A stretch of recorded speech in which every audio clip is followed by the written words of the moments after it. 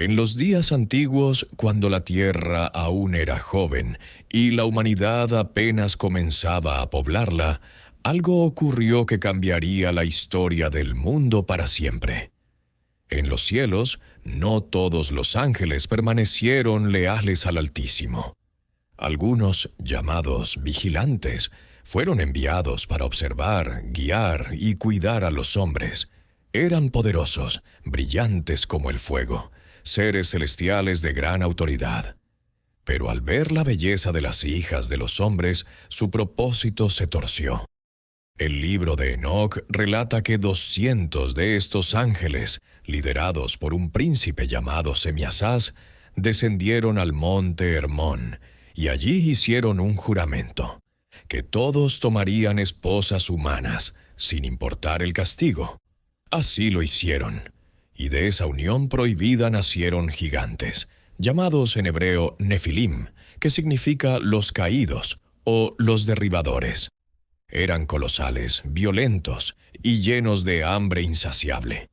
No solo dominaban a los hombres, sino que también enseñaban artes prohibidas, hechicería, astrología, metalurgia para hacer armas y pociones para engañar. Los hombres comenzaron a temer y a adorar a estos gigantes como dioses. Pero el cielo veía todo. El clamor de la tierra subía como humo hasta el trono del Altísimo. Entonces, Dios envió juicio. Le encargó al arcángel Uriel que avisara a Noé del gran diluvio por venir, y a Miguel, Rafael y Gabriel que castigaran a los vigilantes. Los ángeles caídos fueron encadenados en prisiones profundas, bajo oscuridad eterna. Pero los gigantes, sus cuerpos perecieron en el diluvio. Sin embargo, sus almas híbridas, no humanas ni celestiales, vagaron por la tierra como espíritus sin reposo. Los demonios. Estos espíritus, sin lugar en el cielo ni descanso en la muerte, se convirtieron en enemigos invisibles de la humanidad. Después de su nacimiento, los Nefilim se esparcieron como tormenta por la faz de la tierra. Eran seres de carne y furia, que medían hasta 30 codos de altura, según los antiguos textos. Sus ojos brillaban como relámpagos, su piel era dura como la roca, y sus voces retumbaban como truenos en las montañas. Algunos caminaban sobre las nubes, otros vivían entre volcanes, y unos pocos incluso se sumergían en las profundidades del mar. Cada uno gobernaba territorios, devoraba rebaños enteros, y cuando ya no hubo suficiente alimento, comenzaron a devorar a los hombres. Las ciudades de entonces fueron sometidas. Reinos humanos comenzaron a construir monumentos, no por gloria, sino por miedo. Las pirámides, los templos ciclópeos, los muros de piedra imposibles, fueron construidos bajo esclavitud para honrar a estas bestias, quienes se hacían llamar hijos de los dioses. Pero no todos los hombres se rindieron. Algunos, como Enoc y Matusalén, levantaron sus voces al cielo. Y entonces el Creador respondió. Envió a los 4 grandes arcángeles, Miguel, Gabriel, Rafael y Uriel, con órdenes de guerra divina. Miguel destruyó fortalezas con fuego celestial. Rafael encadenó al líder de los vigilantes, Semiasás. Gabriel dispersó a los gigantes para que no se unieran en batalla. Uriel llevó la palabra de advertencia a Noé, y entonces vino el diluvio. La tierra se abrió, los cielos rugieron, las aguas cubrieron las montañas más altas, y los gigantes, en su orgullo, intentaron resistir. Pero ni su fuerza ni su tamaño fueron suficientes. Fueron ahogados, quebrados, tragados por la furia de Dios. Así terminó su reino, pero no su historia. Porque aunque sus cuerpos murieron, sus almas, mezcladas y errantes, no fueron aceptadas ni en el cielo ni en el infierno. Y desde entonces, esos espíritus vagan, algunos encadenados, otros libres, confundiendo, poseyendo y buscando venganza contra la humanidad. El diluvio lo arrasó todo. Las montañas desaparecieron bajo las aguas, los árboles fueron arrancados de raíz y los reinos de los gigantes quedaron sepultados en lodo y silencio. Pero no todos murieron. Algunos colosos sobrevivieron, ya sea refugiados en cavernas profundas, montañas ocultas o tierras que el diluvio no alcanzó completamente. La Biblia los menciona con otros nombres: los refaitas, emitas, samsumeos y anaseos. Eran los últimos titanes. No tan poderosos como los nefilim originales, pero aún enormes y temibles. Uno de los más recordados fue Og, rey de Basán, cuyo lecho de hierro medía más de 4 metros. Gobernaba una tierra llena de gigantes y fue derrotado por Moisés, guiado por la mano de Dios. También estaban los anaseos, gigantes que habitaban Canaán. Cuando los espías enviados por Moisés los vieron, dijeron: «Nos veíamos como langostas ante ellos». Tan aterradores eran que provocaron el miedo de todo un pueblo. Más tarde, en los días del joven David, surgió otro coloso, Goliat, un guerrero filisteo de casi 3 metros de altura, con una lanza como un rodillo de telar y una armadura de bronce imposible de atravesar, excepto por la onda de un pastor que confiaba en Dios. Goliat no era el único. Tenía hermanos, y David y sus valientes cazaron uno por uno a estos gigantes remanentes. Pero mientras los cuerpos de estos titanes eran vencidos, sus almas, las de los antiguos nefilim, seguían errantes. Los hebreos los llamaban espíritus inmundos, y Jesús mismo los enfrentó siglos después, cuando estos espíritus poseían cuerpos humanos, clamando desde el abismo. Son seres sin descanso, sin redención y sin lugar en el cielo ni en el infierno. Los antiguos profetas aseguraban que en los días finales, cuando el mundo se oscurezca y el engaño aumente, los gigantes podrían volver. No necesariamente en carne, pero sí en espíritu, a través de nuevas formas, ideologías, estructuras de poder, gobiernos o incluso experimentos científicos que jueguen a ser dioses. Tras el diluvio, los hombres creyeron que el mal había sido sepultado, pero los antiguos sabios, como Enoc y algunos patriarcas, sabían la verdad. Los cuerpos de los gigantes habían muerto, sí, pero sus espíritus vagaban. Estos espíritus, híbridos, sin alma humana ni linaje celestial puro, quedaron atrapados entre 2 mundos. No eran bienvenidos en el cielo ni juzgados aún como los mortales. Eran los espíritus inmundos, demonios, condenados a vagar sobre la tierra. Jesús lo confirmó siglos después cuando dijo: «Cuando el espíritu inmundo sale del hombre, anda por lugares secos buscando reposo». Eran los ecos de aquellos titanes, buscando un cuerpo que habitar. Por eso los antiguos pueblos construían ídolos, hacían sacrificios, querían controlar o apaciguar a estas entidades. Los profetas advirtieron algo más. Como en los días de Noé, así será la venida del Hijo del Hombre. ¿Qué ocurría en los días de Noé? Mezcla entre razas, corrupción de la carne, creación de híbridos, violencia sin límites. Los antiguos textos judíos y algunos cristianos afirman que en los días previos al diluvio, los hombres habían aprendido artes prohibidas, manipulación genética, hechicería, necromancia y pactos con seres del cielo caídos. ¿Y hoy? ¿No suena familiar?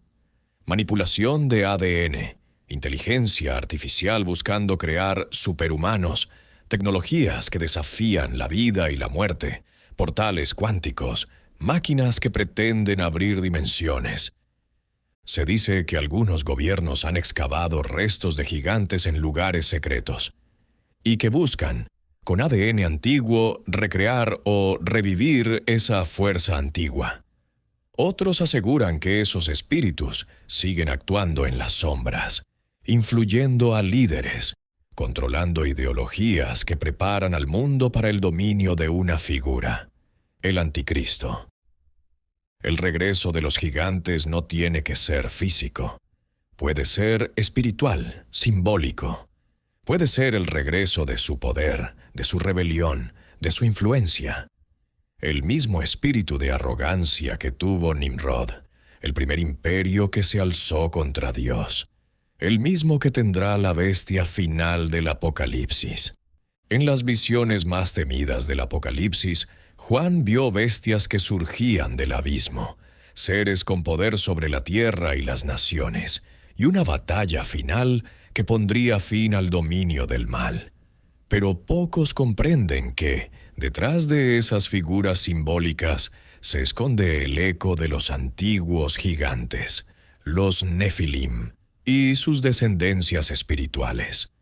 Según el libro de Enoc y tradiciones judías antiguas, los ángeles caídos que procrearon gigantes fueron encerrados en prisiones profundas, en un lugar llamado Tártaro, esperando el día del juicio. Judas, el medio hermano de Jesús, lo confirma en su epístola cuando dice: «Los ángeles que no guardaron su dignidad, los ha reservado en prisiones eternas bajo tinieblas hasta el juicio del gran día». Pero sus hijos, los gigantes, dejaron un legado maldito. Sus espíritus se volvieron los demonios, y estos a lo largo de los siglos han influido reinos, religiones, civilizaciones. En el fin de los tiempos, la Biblia dice que el abismo se abrirá, y de él saldrán entidades que atormentarán a los hombres. Muchos eruditos creen que estos no son simples langostas simbólicas, sino los espíritus deformes y oscuros de los gigantes, liberados por un tiempo para causar gran tribulación. Y junto a ellos se alzará el anticristo, un ser cuya alma podría estar completamente poseída por esta fuerza ancestral, con un cuerpo humano pero controlado por algo más antiguo que el hombre. La bestia será adorada, y los reinos del mundo le entregarán su poder. Pero Dios no permanecerá en silencio. En el cielo los ejércitos se preparan. Miguel y los ángeles se alinean para la guerra final. El Hijo del Hombre, Jesús, montado en un caballo blanco, vendrá con sus ejércitos glorificados. En el valle de Armagedón, los espíritus oscuros, los reinos humanos y las fuerzas del infierno se levantarán por última vez. Y allí terminará todo. El anticristo y el falso profeta serán arrojados vivos al lago de fuego. Satanás será encerrado por 1000 años, y los demonios, los espíritus inmundos, los ecos de los gigantes, serán juzgados y destruidos para siempre. Así se cerrará el ciclo que comenzó en Génesis 6. Así caerán los gigantes de antaño. Y así el reino de Dios será establecido para siempre. Los ecos de la eternidad. Con el paso de los siglos, los ecos de los gigantes se desvanecieron de la historia visible, pero sus huellas quedaron impregnadas en mitos, lenguas y rocas talladas.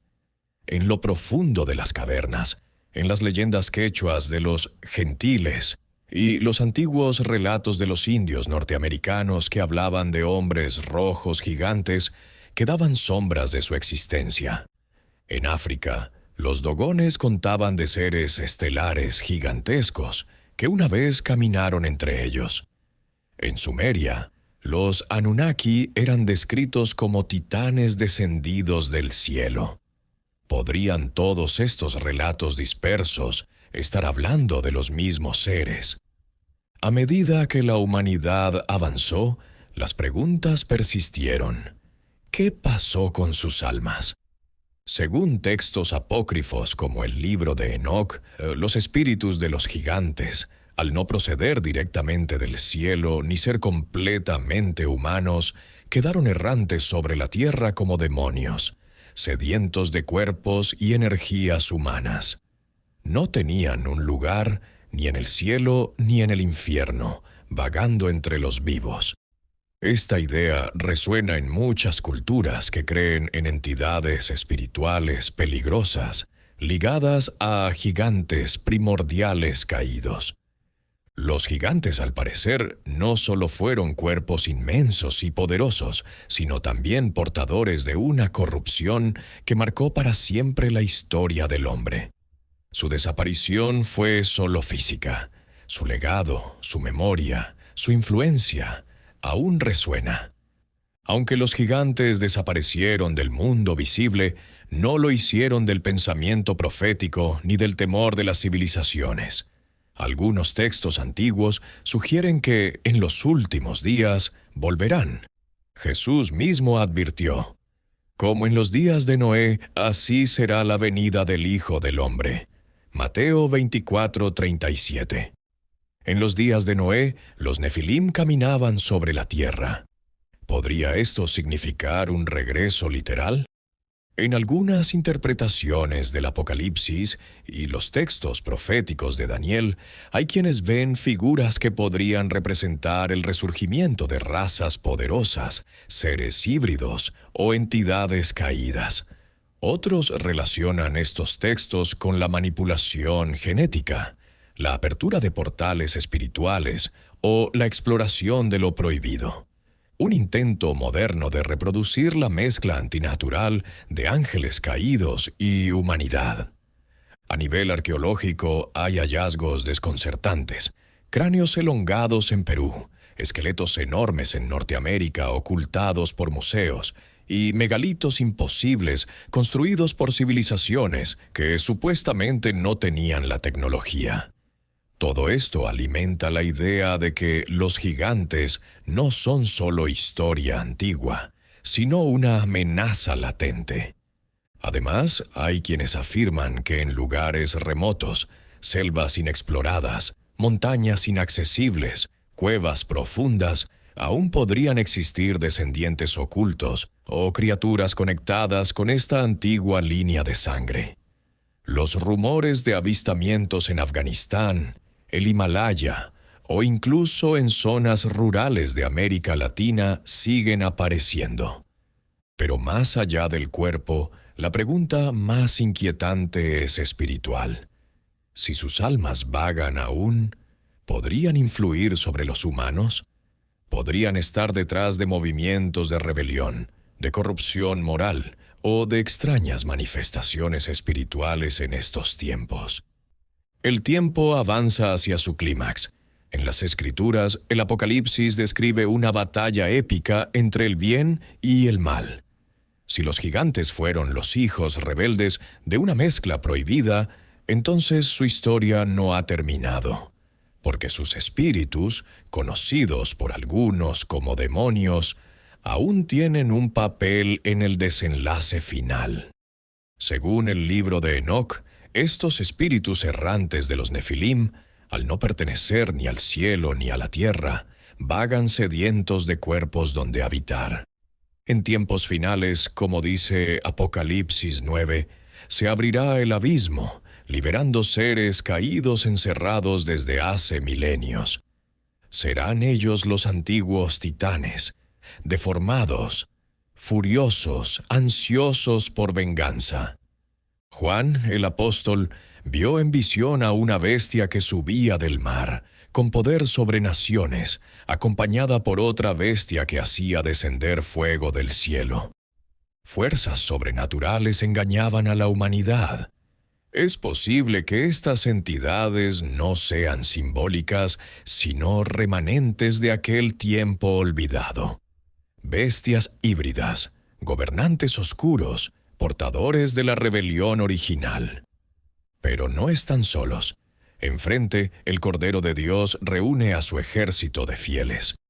Miguel, el gran príncipe, se levanta. Ángeles combaten en el cielo, y en la tierra los elegidos se mantienen firmes. El Armagedón no será solo una guerra física, sino una batalla espiritual entre los hijos de Dios. y los remanentes de los antiguos colosos. Los gigantes fueron reales, y su historia, como un eco profundo, sigue resonando en los cimientos del mundo. Pero hay una esperanza. El bien vencerá, y aquellos que permanezcan firmes verán un nuevo cielo y una nueva tierra, donde los gigantes ya no tendrán lugar.